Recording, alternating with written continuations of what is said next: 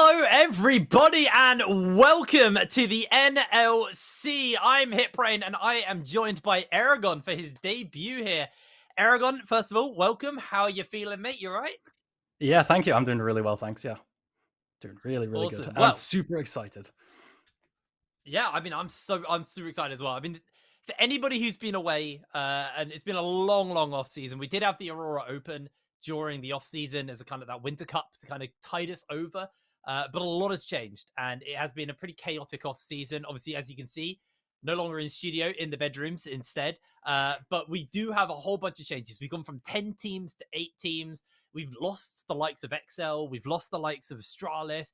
The big one for me, and the one that actually really stings, is Eminem. I've been covering the UK scene since, well, I mean, I think I've done every iteration of the UK scene now, and Eminem have always been a stable name within this region. And then when we moved and combined with the Nordics and became the NLC, they remained as a team that we, they were often at the bottom of the pile, but they were still there, right? They were still like a team who were always around. So it kind of stings to lose Eminem, but we have brought in new teams, new players. I'm pretty excited to see, what this new version of the NLC is going to be looking like. Aragon, I kind of want to get your thoughts on things. How are you feeling kind of coming into everything? I'm excited. I'm a bit heartbroken for Eminem as well, I've got to say, because I was a player, right? But it's fine. We've got some really cool new names. Exactly, right? Ruddy's the big one that everyone's going to be talking about. You've got Nord, Verdant, a bunch of new players bringing on new talent. I'm really excited to see how everything shakes up. Yeah, so am I. I think before we go any further into everything, I believe we have a schedule. So let's try and bring that up, and we'll have a talk through what games were coming up. I believe that's also tied in with our predictions. So hopefully we'll get that up in a second, and then we can have a look at the action and what that's going to be looking like. There we go. So we started today with Vanir versus Riddle. Then we got Natives versus Nord. Then we have Verdant versus Domino, and I'll be closing out with Ruddy versus Unique. I guess I'll just go with the obvious thing here. I mean, we've all pretty much, apart from Rude Dude, predicted the exact same thing. So let's look at the individual games. What game has got your attention right now, Aragon? And tell me why, briefly. Ooh, okay, so definitely for me, it has to be Riddle versus Vanir. You know what? I'm kind of a sucker for this Riddle team. Honestly, the players on paper look so stacked individually from players from the LCK, the LPL, this sort of thing. Super excited to see Riddle versus Vanir, and I want to see a statement game from them. Yeah, I think that's a pretty good game to open up on. Yeah. And to kind of look at as well. But it's been a weird one, because obviously we were talking, just before we went into that about, how there's been a lot of changes. I think, the big one is the league's no longer an accredited league. It's an unaccredited league. Doesn't mean it's not official. It just means it's kind of like that step below, almost in that kind of that tier 2 almost, if you want to look at it, instead of like the tier 1 ERLs. And with that, losing a lot of the big academy teams has kind of maybe pulled out, a bunch of what I would have originally thought was going to be a lot of faith within the region. But then we go in and we look at the rosters. We've still got some pretty big names playing. We still got some players who've got us excited to see actually appearing here at the NLC. So I was a bit concerned that it was going to be, basically like a mini Div 2 of what we had last year. But actually, we're still keeping some pretty big hitters here. Aragon, I mean, there's a whole bunch of players. So I think we'll just go in list form. Talk to me about some of these players that have kind of got you excited going into the spring split. I'll actually reference our conversation we had before the call, right? Before the show started, we were talking and you were like, how have we got these players? Why are these players in this league? Names like Kasing, Woolite. Then you have players, like Fire Rain and Johan, who was playing on Hanwha Life in the LCK with Chovy, right? What are these players doing here? They're so unbelievably stacked. And on top of that, personally, I'm super excited for the top lane pool, because quite frankly, we have a lot of top laners I struggled against, right? When I was playing competitive, like in my past, players like Rifty, Flaxish, WoW, in solo queue, these players, I couldn't play against them because they were too mechanically proficient for me. Personally, I have a really poor history in terms of results against them. So I'm super excited to see how all these top lanes match up, and some of these top tier teams, as well as some new talent that the bottom tier teams are bringing out. Yeah, I think that's been the thing about like this region in general, and what's made it, such a fun region to watch for so long now, is we've had a lot of good talent come through the UK scene and the Nordic scene. And, these two regions have been the birthplace of quite a lot of talent. I mean, Nordics more so than the UK, to be completely fair. But, we have at least within the UK side of it, we had a lot of teams pass through our gates and then go on to bigger things. But now, since the regions are combined over the last couple of years, it's just been this breeding ground for LEC talent and high tier players and high caliber players. And that's why the NLC, ever since its formation, has actually been a force to be reckoned with at the European Masters and now the MEA Masters, which has been changed to for this year. So I'm very excited to see, how these guys are gonna be looking. Because coming into it, my expectations were it's gonna be a way weaker region. There's kind of less money behind it. Therefore, we were gonna kind of see a bit of that talent kind of fizzle out and move on to other regions, and even look at like Div 2 LFL instead of like Div 1 NLC. I thought that's how everything was going to be looking, but it still feels like people expect and teams expect this region, and even players expect this region to do pretty well at EU Masters, even so, or EMEA. It's gonna take me a moment to get getting on to the new changes on that front. And honestly, looking at some of these rosters, I do agree. I think these are some very, very stacked rosters. I think Riddle genuinely look like a force to be reckoned with. There's some insanely talented players there. I mean, we've got Kasing and Woolite on the side of Nord as a duo bot lane together. I mean, if you have followed esports and League of Legends in the EU scene for a while, those are two names you will know. So there's still plenty of really, really big players. Obviously, Flaxish, he is playing on the side of Domino. Completely different name. He's not playing under Flaxish anymore. It's like Flopper Bomb or something. I can't say his name yet. And I apologize. Fun. There you go. That's close enough. I'm sorry. The player formerly known as Flaxish. It's going to take me a moment to get used to your name. But we got some really, really stacked players. I'm curious though, who you think your underdog is, Aragon? Who's the player that you, or the team that you actually think might be a kind of hidden OP team? Oh, that's really hard to say, right? I think there are a few, right? The team with Fjompbun on it is hard to say because some of the players are a bit more unknown. And I think Fjompbun is actually a really good top laner, right? Like back in the day, another one of those top laners in solo queue I could not crack, right? Really, really damn good. So if he steps up, they might do better than expected. The thing is, I think this league has a pretty clear-cut top, middle, and bottom tier of teams, right? And I think looking at the mid-tier, I have Verdant and Vanir. For them to step up, I need to see, usually they have like these pieces which are good, but like not consistently throughout the team. I think Verdant could step up into that top pack, potentially based on how well Taxa and Kevo play, because Kevo I think is fantastic. And Taxa, I have a 100% win rate in solo queue with, right? So I have maybe, I have hope for them, I think. Yeah, I think that's fair. It's a weird like bunch of teams where like the rosters you're like, they're kind of stacked. They're kind of really scary. I think Ruddy are a team who everyone's been very excited to kind of see appear in Div 1 for a while, and just a really, really scary looking team as well. Don Jake is obviously a bit of a superstar for the region on Twitter. So it's gonna be fun to see his team kind of take to the Rift. They are playing versus Unique at the end of the day. So that's actually gonna be quite a fun game as well. A few players who are maybe a little bit newer to us. We've still got like Nihus and Pedersen, who are players who have been around within the ERL scene for a while. So again, another team that could be quite fun to watch. And yeah, for sure. It's obviously day one, so we're obviously going to try and temper our expectations because there's for these teams, we don't know how long they've had together. We'll have chats with them afterwards, so we'll find out exactly what that's looked like. But I think week one's always kind of a finding your footing. But there's always one team. There's always one team that feels like they've been playing together for like 6 months already, and they just come in on that day one and look super crisp. I think it might be Riddle. I think that's a fair assessment, but Riddle could look really put together, but it could also swing entirely the opposite way, and they might just like really fumble today, and those expectations of these guys looking really, really strong could go out the window. But anyway, we talked enough about the teams. We are moving in towards Champ Select fairly soon, so Aragon, let's talk a little bit about the meta. Now, you are the ex-pro player, so this is where we're going into your side of things. So sure. I'm curious, what the meta's looking like from your experience. We obviously had our first week of LEC, so we have a little bit of a grounds to be going off. But, what are we expecting to see coming in to today's matches?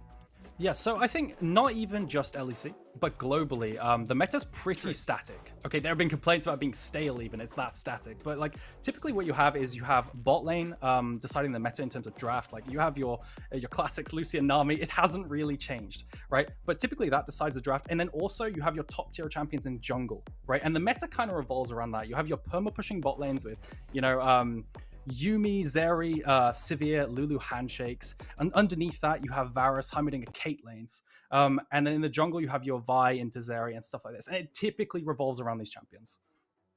Well, and we do have a chap select graphic, so I assume it's coming. But Aragon, sorry, carry on with your point. No, yeah. Before we get into draft, I just wanted to quickly announce this. Before all the games started, for one of the teams in each of the series, I actually went out and asked, what are your expectations for the split? And I asked this to Banderas on Riddle. And what he said was, with this roster, we will carry NLC's hopes in EU Masters, and anything under first place is a bad split. So that's the expectation he set. So look out for this roster. That's why I've got so much hope for it. But it does look like we're going to get rid of Lucy and Nami. Sorry, go ahead. No, I was just saying Vanir is a team that I'm quite excited about as well, because it's Chris Berg, who's been an AD carry in the scene for a very, very long time, very staple AD carry. And it's kind of, when we were talking about it, it was like, when you were looking at Vanir, you're like, Chris Berg's the only name you see there. So a bit of a trial by fire for him to open up his season versus the team who are, you know, a lot of people are touting as the kind of top team. But in that champ select, the Poppy, the Maokai banned away from the side of Riddle, followed up with the Heimerdinger and Nami from the side of Vanir, as they're going to close it out with the Rise on the side of Riddle. So we'll see what Vanir's final ban is going to be, but I'm curious what you think has been left open here, because that Yumi that you touched on is still up and available. So I'm looking at something like that. I'm looking at the power picks, and thank you, Banderas, for the Renekton hover. I appreciate that, mate. But it does look like, you know, Banderas is that carry top laner, Fiora's really high pro, and we're already deviating from the global meta, right? Usually it could be like a Jax, a Yumi, you know, Sivir, handshake with Zeri pick early, and then we see maybe a Draven into it, but we're already seeing the insta-lock Fiora, which is Banderas' best champion, so I'm super excited for that. On the other side, we have a Wukong, which is honestly my favorite jungler at the moment, has so much upfront burst, so able to do stuff in the early game, which is what we're seeing in the current meta. So we'll have to see what the answer with on the side of Riddle as well. Yeah, this is a bit weird, because it's been a while since I've seen like top lane just get insta-locked as like the first pick. So I'm curious, you know, what they're going to be looking to do, kind of following up with that. Obviously, Vanir, they do have the pick of the litter on what they want to be picking here for their bot lane and their jungle. They've locked in the Wukong and the Varus, get themselves, you know, that jungle power, but they also get themselves a pretty solid bot lane in that sense, and the buildings towards it. We'll see what they're going to try and follow that up with. Vi, obviously, another jungler who is showing up a fair amount in the meta. I'd be interested to see Vi, because typically you want to be picking Vi as a jungler into things like Zeri, these kind of like high mobility, hard to pin down. Varus isn't particularly mobile. Like he's reliant on slowing you with his E or hitting you with his ult to keep you in place and then walking away. But his life is going to be rough if Johan just keeps coming down and jumping on Chris Berg over and over again. And speaking of that high mobility, this is kind of giving Riddle now the ability to pick up that Zeri, but they don't have the Yumi up and available to them, because I'm expecting Vanir are going to ban that away. Yeah, exactly, right. So what we've got here is a bunch of disengage and engage. Oh, there we go. Okay, so what I was wondering was whether or not Vanir would drop support to 4-5, because Varus is actually an extremely flexible champion, right? It's one of the only AD carries where you get hard engage from, so you don't exactly have to pick support here, but they might just go for the Varus Karma combo, which we're seeing a lot of in pro play at the moment. What we have on the flip side is a lot of early proactivity for the side of Johan on Vi, right? So maybe we see some Ahri Vi, or Vi Syndra is a really potent combo at the moment as well. However, Syndra doesn't like playing his lethality Varus, so we'll have to see. But those are the combos that I'm looking at right now. I expect a Yumi ban to be taken away for the for Vanir, right? Them to ban Yumi, because Varus doesn't like playing against Zeri plus Yumi. He doesn't mind Zeri on its own, but Zeri plus Yumi is a pain. So on the flip side, maybe for the side of Riddle, we see some top lane bans. For top laners that you take away, it might be Renekton. Renekton's pretty good into Fiora if you play it correctly, but this depends on Lingwee's champ pool. Kennen and Range is also a really good counter pick into Fiora as well. All right, well, there you go. You nailed it. On the supports, it is going to be that Yumi, but with the Lulu as well, the kind of two kind of high-tier supports to go along with that Zeri have been taken away. They obviously they have to pick it in their next rotation, so I'm curious to see what they are going to be kind of rounding this comp out with. The Galio actually getting denied here as well. I mean, Wukong Galio is an absolutely filthy combo, especially you know, jumping in, kind of locking down the likes of Azeri, just makes the life really, really hard for them to be able to play if they do find themselves getting caught out here. So we're seeing now what Lingui is going to be picking up into Banderas on this top lane. He's just going to go for the Gnar, kind of get that range matchup, you know, with that kind of impact from the team fight you obviously get from the Mega Gnar form here. And you talked about that Syndra, but you did mention doesn't particularly like playing in to the lethality Varus, so this could just be a hover. We'll see, you know, what the game plan is going to be here for Fire Rain as their mid lane pickup, because they are picking in blind to the side of Vanir here, but they're running the timer down then. For now, still thinking about support, still thinking about mid. It is going to be that Syndra locked in for Fire Rain. So question is now what is going to be the answer on the side of Vanir? Support. I think you've pinched yourself a little bit. Zeri pairings. I've only ever really seen her paired with, you know, Lulu Yumi, but we'll have to see. It's definitely not an Anivia support. I can tell you that much. But Kiba, a brief moment of like, I was like, do I not know the meta at all? Did I miss this? Yeah. No. Trust me, Anivia support is not a meta thing. I had it in solo queue once and it went like 0-12, so I hope it's not.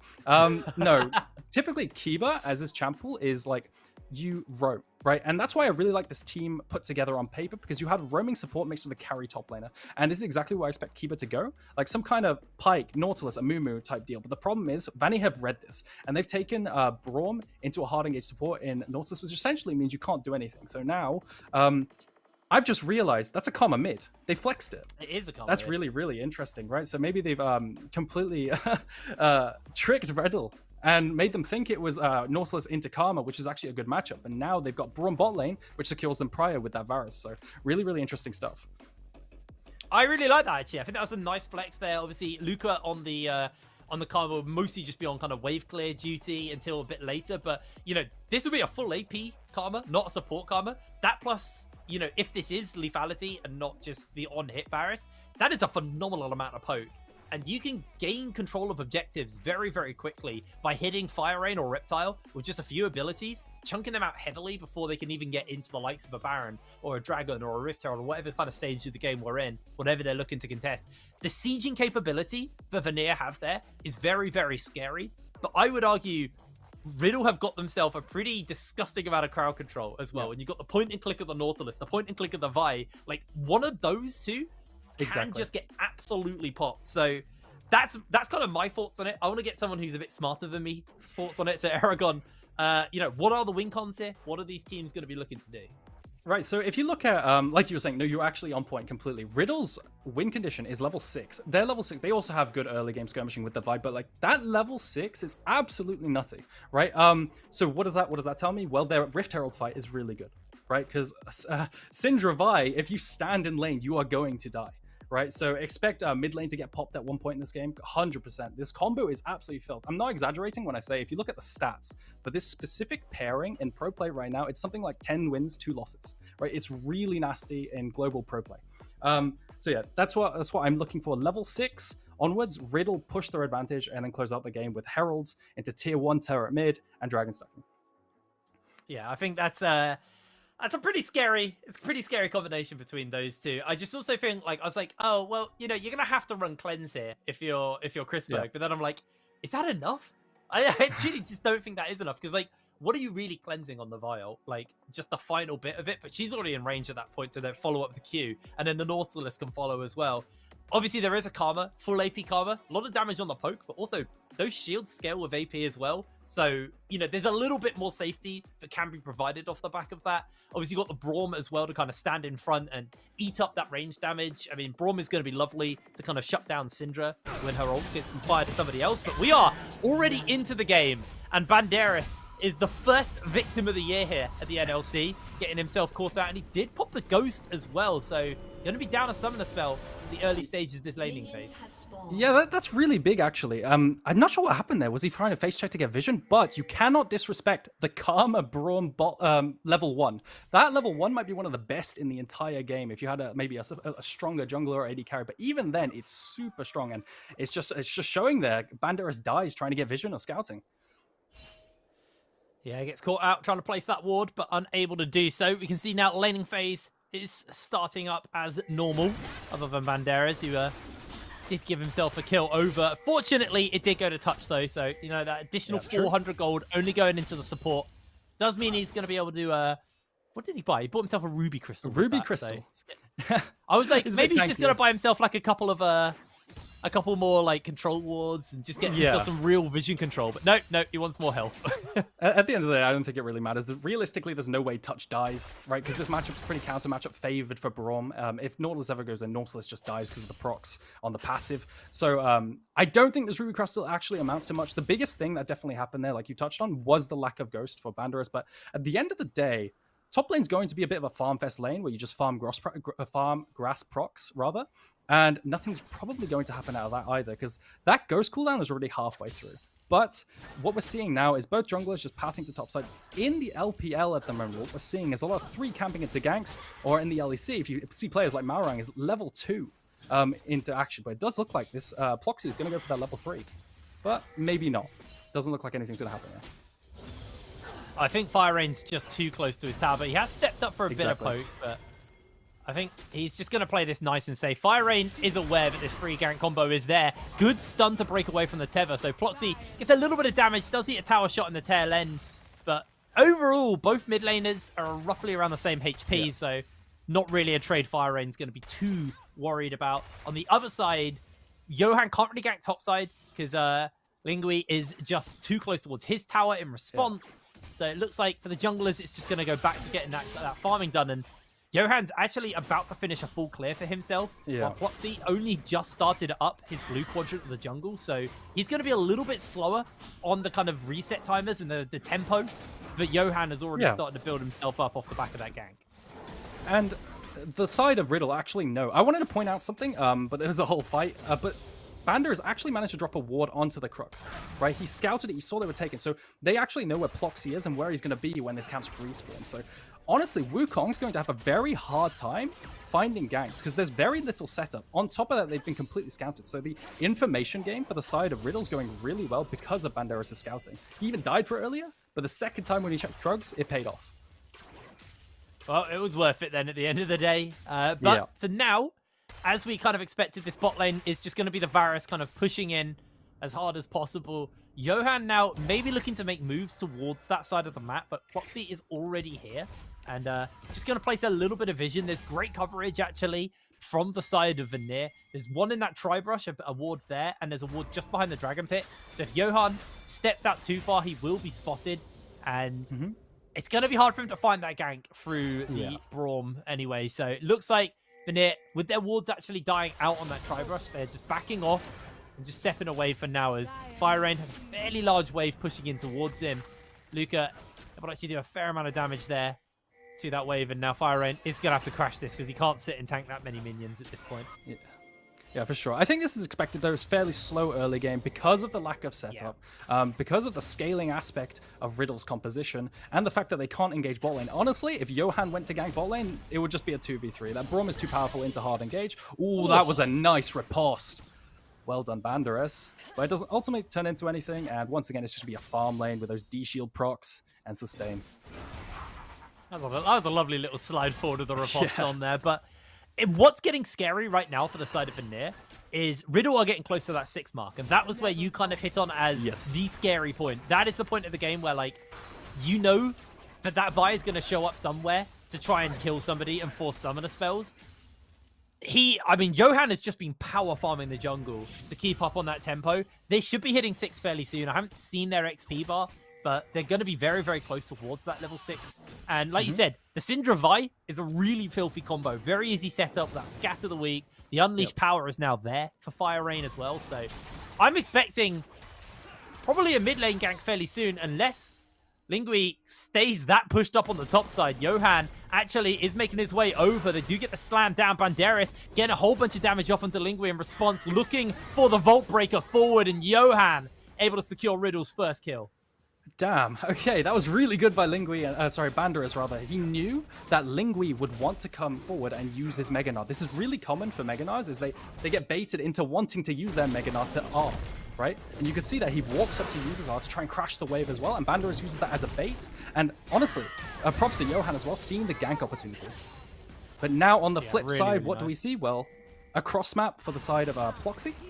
He sees the dragon opportunity because he has prio in mid lane and bot lane, and he takes it for free as well. So it's not the end of the world for Vanir. not at all. But I think the big thing is that was a great gank for Johan. He wasn't even 6, so he's closing in. He's now got that 6. Lingui does have ultimate though. Sorry, does have flash still, so he can play this relatively safe. Obviously, you can't really flash out of the Vial. You can just flash her further away from her and their team. That's kind of probably just be the game plan on this front. Fire Rain trying to desperately shove this wave in as quick as possible. Luca has TP, so we'll just return to the lane. Fire Rain, in fact, does not have teleport. Did use that a little moment ago. And actually, looking at Luca, building towards a support item here, actually, instead of going like the likes of Illudens. So is actually looking to play more of a supportive role. And Chrisberg, with the lethal tempo and the Noon Quiver, not going for that the poke lethality version of Varus. Instead, looking to play a more hyper carry, kind of scaling carry version of Varus here, which is more in line with Chrisberg's playstyle, to be honest. But now with the fact he's got 2 supports, he's got a Braum to tank and stand in front, and a Karma to shield and protect him.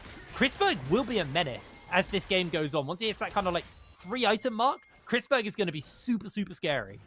Yeah, my question is though, like, will that be enough? Will that be enough peel for the side of Riddle when they just press R on him? You know, it's really, really potent combo. But important to know the macro that's going on right now. Riddle shoves out bot lane. This is a really important time because now Rift Herald is spawned. They shove out bot lane and head up to mid. Really classic Kiba play where he just walks up, soaks a bit, tries to hit level 6 off the mid wave, and then they go towards Rift Herald and contest it. And this is what I'm talking about. I don't think Vanir can contest at the moment. The level 6s are too strong for the side of Riddle, and I think Riddle should secure this. Maybe they do a pre-objective gank, where they gank the top side, you know, potentially on Lingui, and force his recall so they take the Herald for free. But it doesn't look like it. They're just going to start it up. Yeah, Fire Rain has got himself a Kiba in the area, so he will be safe as Ploxy now moving out from that position to potentially gank. Thinks he's safe because of the vision, but there is a Rift Herald going down off in the side. He may go look to face check it, but if he does so, Kiba and Fire Rain should just collapse the pincer onto him. That's already taken down, and they're jumping in with the ultimate. Hooks are going to connect as well to follow that up. Touch, able to get away for the moment. Now Lingui actually looking to get the ult off, does connect onto Johan. Johan is dead as Luca is able to pick up the kill. A Rift Herald for a kill in trade. Yeah, and I don't think they saw that Lingui was actually Mega Gnar, so really good job by him finding that flank from the top of the river with Mega Gnar, and he just pins down Johan, which honestly isn't the end of the world for Riddle, because on top of that, if you watch bot side, Zeri manages to catch the wave bot side as well. But yeah, you could see this ult into the wall, really good stuff from Lingui, and then I wouldn't want the kill to go over to the Karma who's building that Radiant Virtue, but at the end of the day, it's still a kill, and you don't trade the Rift Herald for nothing. No, you do not. Fire Rain now getting ganked here. They get the Cyclone off. He gets a Scatter of the Week onto 2. That was beautiful by Fire Rain to hold his life there. Really, really clutch. Not to get the monkey off him, but to get the other 2 away. Really, really beautiful. 3-man Scatter of the Week expected from the player who's currently rank 11 on the US servers. Really, really doing well there. Mega Gnar here should be a free Demolish proc for the side of Lingui. There it is. Satisfying proc right there. 160 gold in the bank. And you can expect this matchup to go more and more Lingui favored for a while. Until, of course, we've all seen Fiora with 4 or 5 items who just one-shots everyone no matter what. But range really does counter Fiora at this point in the game, and it will only continue to get worse until like level 13 onwards. But a really nice freeze there by the side of Kiba. Holds the wave, and you could really see how he plays the game. He was really infamous last split for snowballing his team. He would essentially join, he joined Astralis, instantly made the team better because he would just create leads through roaming and laning extremely well. So I wonder if we'll see any more roams with his ultimate as he leaves bot lane. It is a staple of Kiba, is just his ability to kind of find the perfect opportunity to roam, because he's not even roaming at like bad times. It's not like he's just perma-roaming. He's just very smart with when to rotate. But yeah, there you go. He makes sure that his support, his AD carry, catches the wave, isn't under any threat of being dove, is just going to move out, quickly have a scout around and see if there's anything he can do. There's nothing for him to do, so just carries on with this kind of vision control of the area. Then we'll move back towards mid lane and make sure, bot lane, and make sure that Reptile is safe on this wave. And it's a good time for him to come back because Ploxy is in the area. Vanir needs to be a little bit careful here. Lingui is in that Mega Gnar form. He has to be perfect on the timing with that riposte if he wants to make it happen. But vision control getting, well, fought here over by both sides. Nobody has fully gained control of the area yet. And both teams posturing. I think Riddle have the better setup because they've got River Warded down to the bot side if you look there. And they're also clearing out this vision which Vanir just placed. So if they want more wards, Vanir are going to have to recall to get some more because they're out. They have one more pink ward left on the side of Braum. So it does look like Riddle, because of this vision game and the fact that they're stronger at this point with those level 6 point and click ultimates, it does look like going to secure it. Almost a turn. Not quite. Fire Rain needs to be careful. He's going to get himself caught out by the tether, but nobody's really in range to answer out. There's the Glacial Fissure onto 2. Ploxy jumps in forward, pops the Cyclone. The Unleashed Power's there. They're going to follow up the slam. Fire Rain's down as Luca secures the kill. Meanwhile, Kiba goes down as well. Vanir cashing in on kills left, right, and center. 3 for 1 in trade favor for Vanir. And what was that? Completely unexpected from the side of Vanir. Absolutely showing and throwing down the gauntlet, saying, you know what, we're not a mid-table team. We're going to beat you at a team fight. I want to highlight Karma just reached that Radiant Virtue Spike. This item is incredibly potent and will heal like the entire team for hundreds and hundreds of HP. So it just shows the power of the item, and they just wipe Riddle from the off the face of the Rift. Yeah, that was a really, really good fight there. I totally missed Chrisberg as well, just like off on the side of the fight because I was so focused, so laser focused on Fire Rain, yeah, almost getting away. And then you just go down and Chrisberg quite happily just poking everybody out. Doesn't get himself that grab, unfortunately, as Rifteld has been summoned in the mid lane. Ploxy is here to make sure that it doesn't get the charge off. And that was a trade they traded Johann's life for that Rift Herald, and they gain nothing from it. They don't get themselves onto that to get the charge off. And Riddle actually giving up a little bit here. Gold lead slowly starting to swing in favor of Vanir. As Banderas actually going for a fight here versus Lingui. Gets the flash out. He has been getting smacked about all laning phase, but now starting to turn it around as soon as he hits that Divine Thunder or Power Spike. Yeah, Mythic versus no Mythic. But man, Vanir are really, really surprising me. Honestly, I would rather be in Vanir's spot right now than Riddle's. They haven't managed to use their level 6 spikes. And slowly, this is going to be slowly Vanir favored in terms of compositions. Really, really, really insane stuff on the side of Vanir. And I want to see, because they do have a dragon, right? I think Riddle's objective now is to secure dragons and get to Soul Point, because they are still technically stronger in this window. But there might be a play here. That ultimate point and click. Oh, this is going to be so rough for Chrisberg. He flashes out, but he's caught immediately. Shieldbreaker will do nothing as he goes down. Oh. 2 kills there for the side of Riddle. Chrisberg just a little bit too up. They knew that Kiba was in one of those bushes, but they just didn't know which one, and they paid the price. Really, really good stuff from Kiba. He uses that bush there. You know, they might have known, but they didn't expect him to just press R, and then suddenly you've got 2 R's point and click from Johann and Kiba. And this was the power. This is exactly what we're talking about. When you're in a mobile ADC, how does Chrisberg play the game? Realistically, he needs the Karma at all times. He needs his jungler to help heal at all times. So just 2v2 like that, 2v3, it's not going to be enough.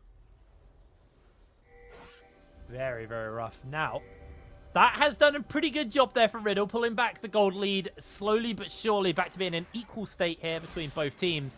This time, Rifteld has been started up once again by Riddle, but it does feel like Vanir are in a better position to answer it this time. They haven't got as much mid lane prio. Touch doesn't have his ultimate. Foxy does. No ultimate on Kiba or Johann, but it looks like Vanir are okay just to give this one up, although they are going to slowly move over. They've got Luca making his way over as well. Ploxy wants to see if he can get into range already. His Touch is forced to jump out. Banderas jumps in as well, and that's going to be Rifteld given over to the side of Riddle. We'll see if they can use it a little bit better than that previous one. A little bit of hesitation from the side of Riddle when they have man advantage because Varus is bot lane, right? So maybe they're not too sure on their spikes right now. They've lost a couple fights. Fire Rain hasn't completed his item yet. He's still on components, right? So doesn't look like it's going to matter. And at the end of the day, Vanir is going to get bot side and crack that first brick turret. So you could argue it's kind of fine for Vanir. Riddle only get the global gold and the bonus local gold from the side of the Herald. And maybe they get top tower with it now.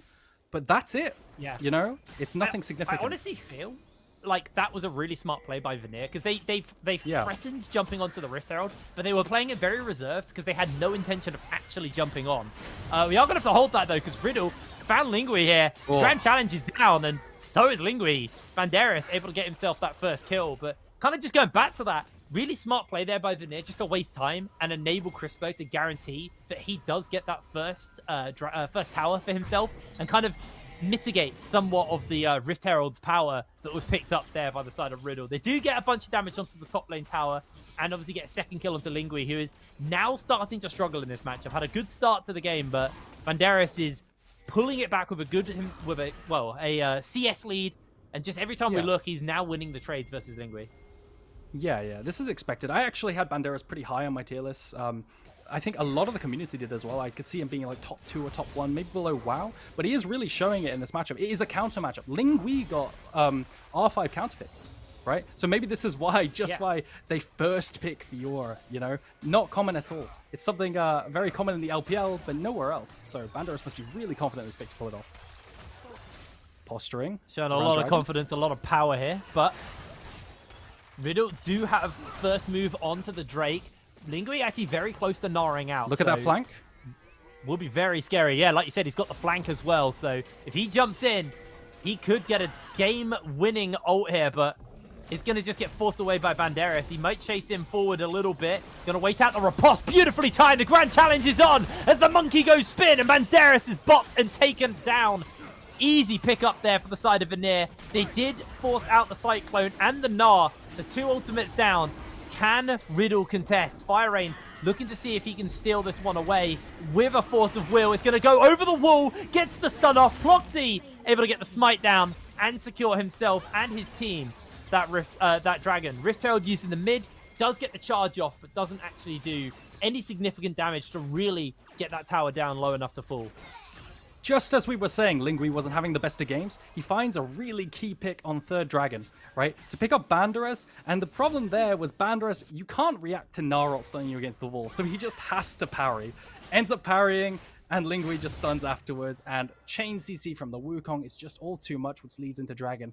And I'm getting worried. Riddle are going to run out of win conditions, bar a 6-item Fiora. It's going to be a huge power trough where they just don't have the damage to potentially one-shot, or there'll just be too much peel, or Varus will get too tanky. He's at 2 items now, with one of them being a shield bow and Tabai, right? So, also, just something to consider, stopwatch and stasis. If you see Touch just picked up that stopwatch, it'll be incredibly broken versus the single target CC that Vi and Syndra have, right? And Nautilus. You just stopwatch all 3 of them, and it'd be incredibly cost-efficient. Very, very powerful, actually. I don't expect him to really be throwing that much CC on the Braum, however, but it will still be very useful for him. I expect to see Chrisberg probably pick up a stopwatch before the next major objective. It's typically something around this point of the game you do see. Lingui, though, he's getting absolutely slammed on, trying to buy himself some time. He flashes away, but all he does is flash away from Luca. Luca can't do anything but watch the Gnar go down. Really, really rough there. Can we just talk about how good Johan is? The proactivity, he's running a bow from the LEC. He's just everywhere making plays. The second his ult cooldown is up, he's ulting someone and it's a kill every single time. And they're snowballing. They're putting so many resources into Banderas. So they must have so much confidence to carry this game. But Lingui, honestly, every single time, it's him getting bullied, quite frankly. And I hope he turns it around, but it's not looking great. It's not looking great because both the tier 1 towers fell there. And that now means that the side lanes are longer. They're going to be more easy for Riddle to kind of ward up and gain control of certain sides of the map off the back of that. The one kind of shining light there for Vanir is their mid lane tower didn't fall to the Rift Herald earlier. So they still have like a strong point in the middle of the map that they can kind of use as a kind of launch point onto the rest of the map. For the side of Vanir, though, they're going to have strong control of the bottom end of the map around these dragons because they've taken tier 1 mid, they've taken tier 1 bot. So they're going to be able to push in deep into that red side jungle of Riddles, get control of the area, and then play around that. Touch is actually looking for Kiba here. Is going to connect a couple of those concussive blows on. He's missed 2 glacial... I can't remember what they're called now. The Q. Missed 2 of the Qs. It's not Fissure. It's not, that's the ulti. Maybe it's not that. Oh, no. Lingui. Winter's Bite. Winter's Bite. There we go. I think it's Winter's Bite. Frankly, I had no idea. I should know. It's been a while since the Aurora Cup. That was the last time I casted League. I'm shaking the rust off. I have no idea. I am terrible with League names, but wow. Banderas with the Demolish and the Divine Sunder just one hits the entire tower. And honestly, I guarantee that some top laners watching this right now are getting PTSD because that happens all the time. And it is awful. That is a terrible feeling to just see a Fiora one-shot tower with Demolish right there. But again, really good gold injection. Ooh. Foxy. Almost look blind like check anything's in gonna there. happen. This is going to be the scary thing, is if Vanir go and kind of accumulate all their power on one side of the map, Banderas will just go to the other side. He's got Ghost, he's got TP, Yeah. he can get anywhere he needs with relatively short notice. And like you saw, all it takes is one wave for him to take a tower down. And he's getting stronger and stronger as well. He's building towards his third item. He's got the Hydra. He's got the Divine Thunderer. Like, these towers will absolutely disappear when he gets near them. So it's going to be very, very scary. Just looking at compositions, I'm a little bit worried for the side of Vanir in terms of damage. Yes, they have a lot of damage dealers in top jungle and AD carry, but their mid is a complete support. He's got Radiant Virtue, full tank item, and while that's great, I guess it does have the benefit of you can't R the Karma because she will just live, but they do lack a bit of magic damage, right? So maybe in these team fights, they are really putting all their hopes and dreams into Crispberg. We did highlight how good we think Crispberg is, so maybe you can carry that, but that is a potential flaw. If Crispberg gets picked, the fight is probably over. Yes, I mean, that is the key problem. When you do invest all into one hyper carry, you have two supports to kind of back them up. You have to make sure they stay alive. And it's going to be hard to do so when you've got the Naught, you've got the Vi. Obviously, he does have Flash and Heal right now, so his life's a little bit easier. And I think Ploxy maybe gave himself away a little bit too early there. They did look for something. Hook lands onto Ploxy's clone, not the real monkey. They're actually going to force the teleport down because this is Drake number 3 for Vanir. It's only Drake number 2 for Riddle. So Riddle, they can take their time with this. This isn't going to be a game-breaking Drake for them. But if they lose it, every Drake after this is potentially super, super impactful. And it's that Chemtech, that new dragon that was added during the offseason. And what's going to be rough here for Vanir is they've now used up their Mega Gnar.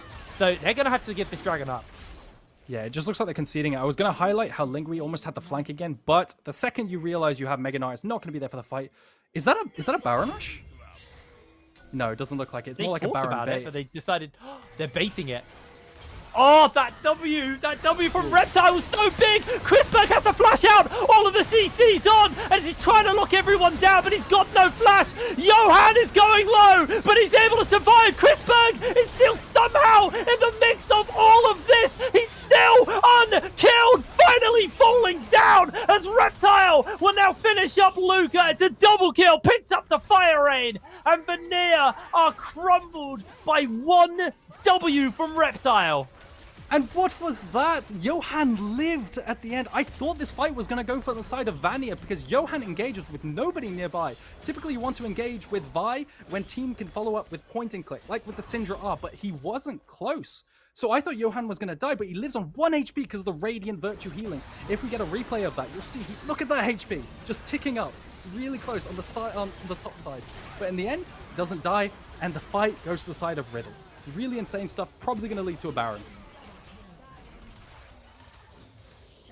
Really, really nice there. We'll see if they do actually decide to go towards that Baron. For now, actually not going to do so. Instead, they kind of took that tower in the mid lane, went to spend that gold. You can see the individual gold leads on your screen right now. There's still a gold lead on Crispberg over Reptile. Most of that's just been off that CS lead that he's been able to build up for himself. But there's a 3k gold lead between Banderas and Lingui. So that's a little scary. It's actually more terrifying. 2.5 if we're gonna not round up. Really, really big stuff coming in already from Banderas on this Fiora, and he's moving up towards the top lane. Hydra building towards that cleaver now as well, so he will make short work of waves, short work of towers, and you can see how scared Vanir are about that. They rotate 3 members over to that point of the map to make sure if Banderas overstays, he dies. A little bit terrifying. He is bot side now because of potentially bringing down people to create the ability to start Baron, because the Vanir have 4 people down bot side. But potentially what they could have done is send Banderas top side to take that inner tier 2 turret, right? Where it's another 750 gold, really disgusting stuff. Doesn't look like they're going to do that. They're going to keep trying to play for Baron, bringing people down with Banderas' split push win condition. I believe he's going to build into the Hullbreaker here or Asterix. It really depends what he's feeling. Does he want to build in for team fights with Asterix, or does he just commit to the split push the entire time? If I was him, with that kind of a lead, I would just go Hullbreaker and split push the enemy to death, but we'll have to see what he goes for. Doesn't look like he wants to extend. Does look like he's just going to go for camps and vision. Well, for now, everything's taking a little bit of a backseat, although Johan Was thinking about jumping in onto touch, at least threatening it, but you're able to clear out that vision in that bush and get a little bit of control as Ploxy is going to get himself spotted out by Johan, walking in with a sweeper. And the fight for vision control around this Baron area is going to be so, so important. See a lot of these teams now focusing heavily on that, and Chrisberg just helping Ploxy sort out that camp for himself. Whew. Now 3 items on the Varus. He's got the Wit's End, he's got the Gwynsies, he's got the Immortal Shield Bow.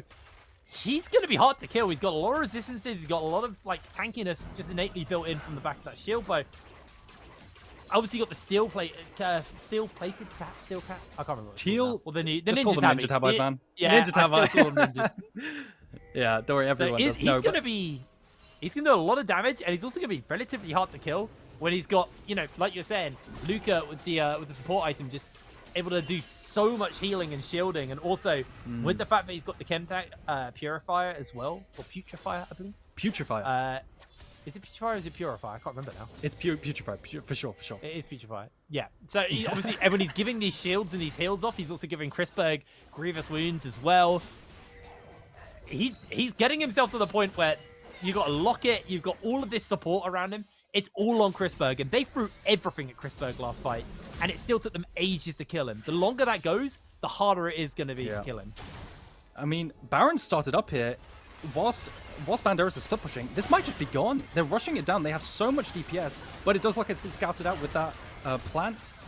Floxy's almost in. He's been ulted by Nautilus. He might not make it in. It's going to be so hot. Scatter! That scatter hit! It was so big! Touch is now going to look to try and jump out. Is able to do so. Gets to slow down Johan. Looking for a chase, but Banderas, he's cracked open the top lane tower and got, sorry, the bot lane tower and got a kill onto Lingui.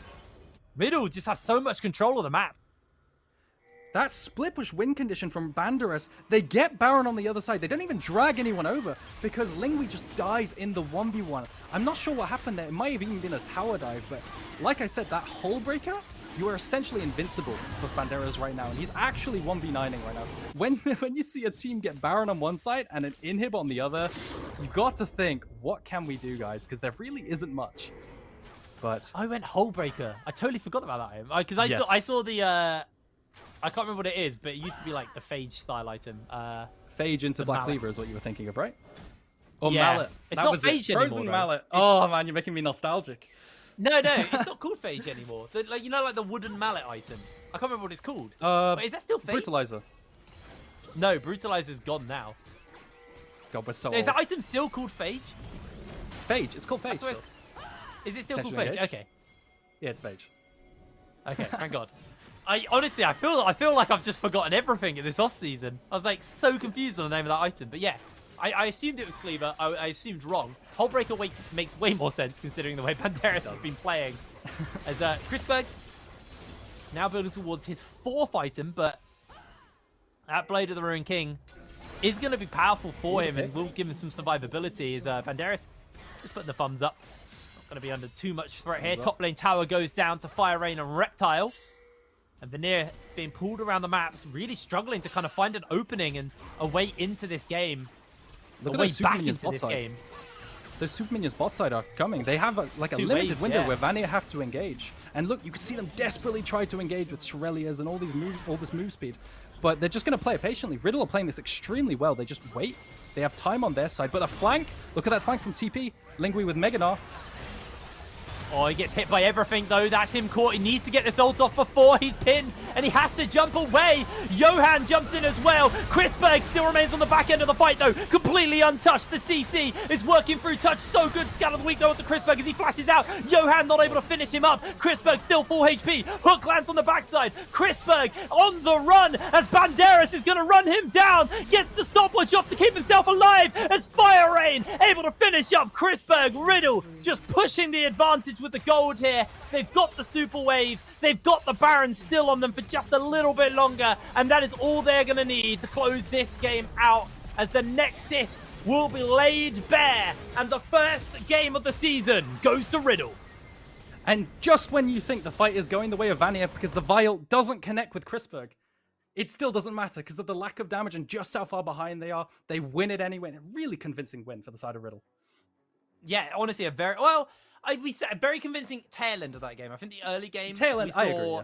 I don't think it was mistakes from Riddle. I just think Vanir played the beginning of that game very, very well. I think they read what they wanted to be doing. Kiba was doing what Kiba does best, picking Nautilus and running around the map and kind of making, life hard for the side of Vanir, but it just didn't seem enough. Like Vanir were just finding really good opportunities and openings on the map there. But, all it really took was just like one mistake. Riddle recognized that mistake and just capitalized on it absolutely instantly. So it was really, really clean stuff coming in from the side of Riddle there to kind of get themselves back into that game. I'm very excited to see this Riddle. I am really, really excited to see this Riddle play across the next couple of weeks.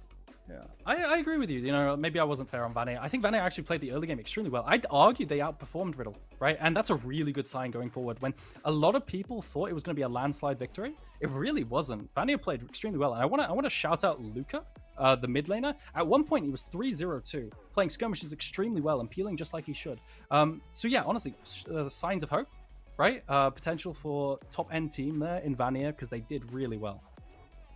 Yeah, I think, Vanir played that very well. I think they did exactly what we kind of expected them to do.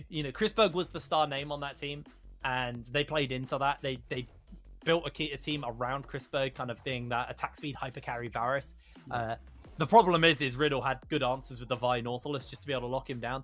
He survived an astounding amount of time in most of those fights, though. Like, I was looking on the shopping list to see when he goes down, and he was normally one of the last players on his team to go down. Like, they threw everything to make sure he was able to stay alive and do as much damage as possible. And honestly, if they had like maybe one less of those kind of easy CC champions, I actually think Vanir could have looked way more competitive in those fights. Unfortunately, they weren't able to make that happen, and I think Banderas was probably the key difference maker. That global gold he was unlocking for the team, that gold he just snowballed out of control. And that Fiora, I think that might be the only time we see that Fiora this season. Like, I feel like that has to be a permaban versus him, because he picks that first, they counterpick it, and then he just doesn't matter, completely dominates the game. I don't know what else you can do there other than ban the Fiora and then maybe have a different game. I think you got to give credit to Johan as well. He also did accelerate him. Johan was everywhere this early game. Even if he died at Rift Herald, he would suddenly have his ultimate and he'd be diving bot lane. He'd be killing topside, killing everyone every single time his R was up. And that's really underrated. His ability to make proactive plays and snowball the game as well on that early proactive pick and Vi, really, really solid. Yeah, he was really, really good on that. I think their Rift Herald usage, both of them were a little lackluster. Like, the first one just didn't do anything. The second one, half health mid turret, and then definitely they got it holes. 3-4 minutes later. There's always going to be holes, but this looks like a pretty sure ship, to be completely fair. I think, it's day one of the first week of the new season. Again, we don't actually know how long these guys have been playing together. So the expectations are, they might not have had that long together. And they already look like the foundations of this team are very, very solid and very good. These are, I think, acceptable kind of minor issues that you can look at across the next couple of weeks. And, if they're still making maybe poor mistakes at Rift Herald and poor use of the Rift Herald in like 3-4 weeks, then we can say, okay, they need to look at this because this is a real problem now. But if they're only doing it in like the first week, then it's perfectly chill. And, I think these are perfectly good week one mistakes to be making. You don't expect the team to come in perfect. And, they didn't look perfect, but they look bloody strong. But on the same side, I think Vanir looked incredible there. I thought this would be a pretty heavy-handed win from Riddle. I didn't think stomp, but I thought, Riddle were going to be very dominant the entire game. But Vanir did a fantastic job in that early game to kind of take that game and slow it down and get themselves in a position where they were in charge of that game. Now, we are getting ready for an interview. We are still waiting for one of the players to join. So we have a little bit of time, Aragon. We are going to be doing an MVP of each game, which is going to be decided on air by us. So I'm going to ask you, who was the MVP? Let's figure out who the MVP for that game was.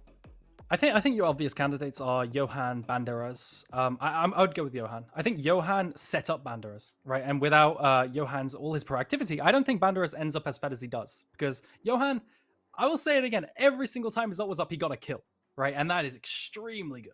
So yeah, Johan is the MVP to me. What about you? There we go. I was going to say Banderas, but you actually made a pretty compelling argument there. Banderas, he was set up amazingly, and then what he did with that enabled the rest of his That's team true. to do what they did. So, you know, you can always praise someone for supporting another teammate. But I think for me, it probably still is Banderas, but we have to decide on one.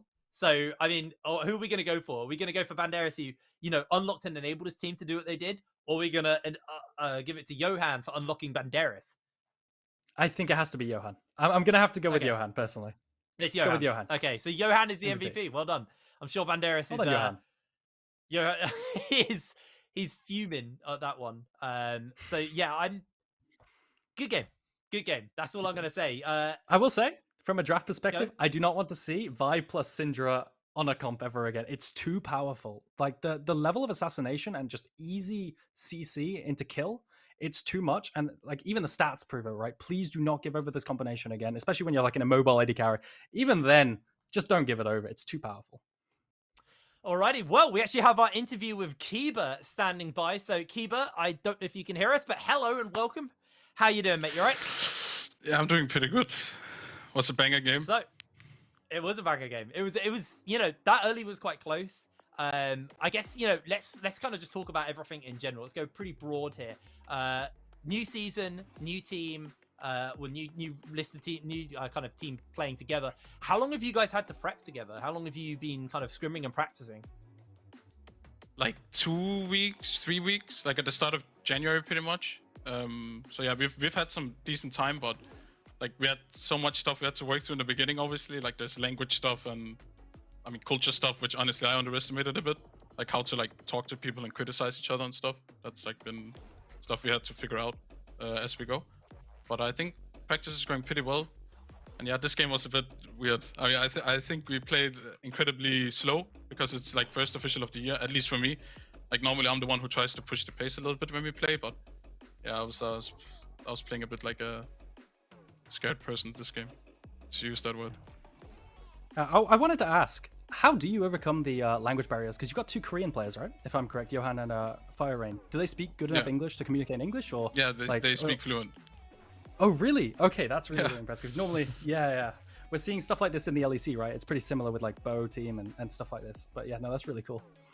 Yeah, they both played abroad for like most of their career.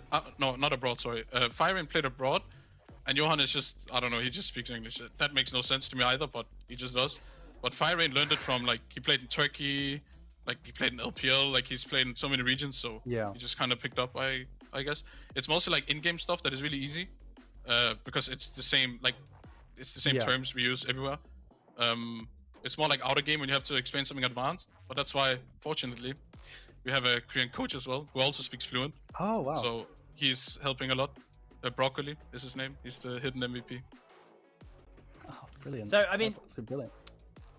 Kiba, Aragon was chatting to me about, you know, your guys' expectation for the year. You know, you guys are expecting to go first. That is what you guys are saying. You know, you're very, very confident in that.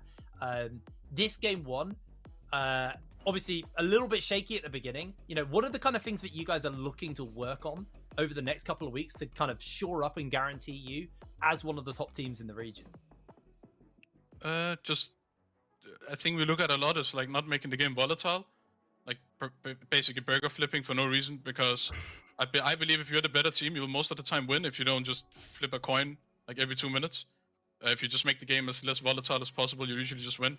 Play through prios, like etc. Just play the game like ones and zeros. That's how better teams usually just win. But upsets happen if you allow a shit show to unfold in your game, you know? Like after this level 1, we just calmed each other down and was like, it's fine, it's whatever.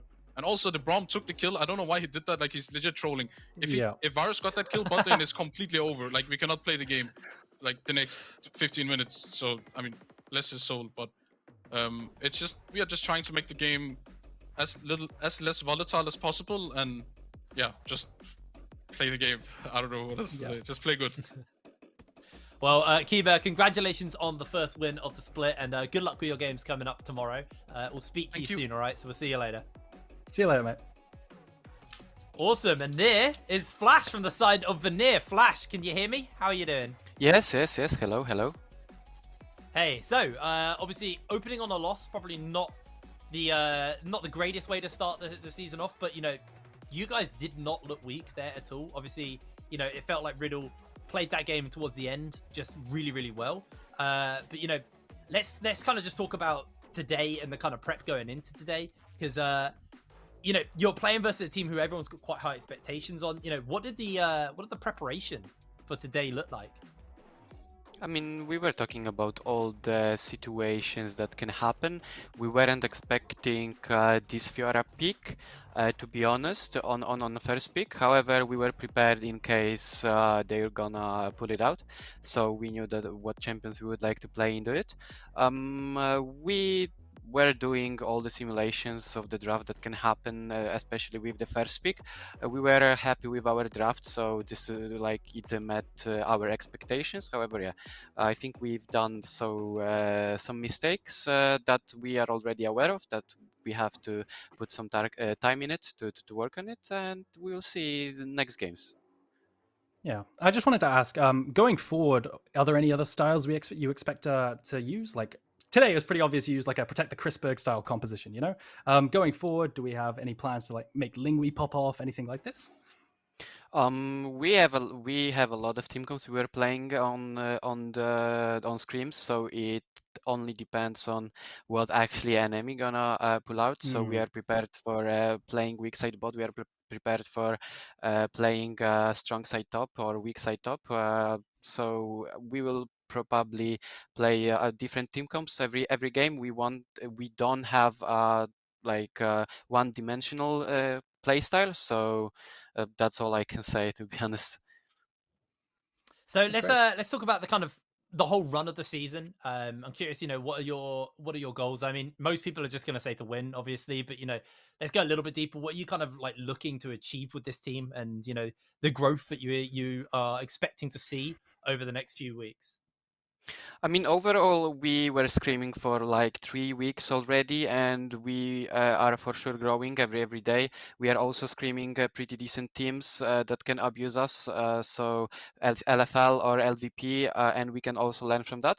So we are always happy about our performance. Also, personally, I'm pretty happy about how players are learning things and also how they are growing. We will see how it will go, because always we can meet some troubles in the middle of the split, right? Something we cannot fix. But overall, our goals for sure will be getting the playoffs first. And if we will be good enough, if we will be playing good enough and we will progress through the split, then fighting for the EU Masters is the key, because I think that we showed some potential today. So we will see how it will go later on. Awesome. Well, Flash, thank you very much for joining us for this interview, and good luck with your game coming up tomorrow. I believe it's versus Domino, if I'm right, but we'll see him later. And for you guys at home, we're going to throw to a very quick break, and then we're back with that second game of the day, which is going to be Nord versus Natives. So we'll see you in a moment.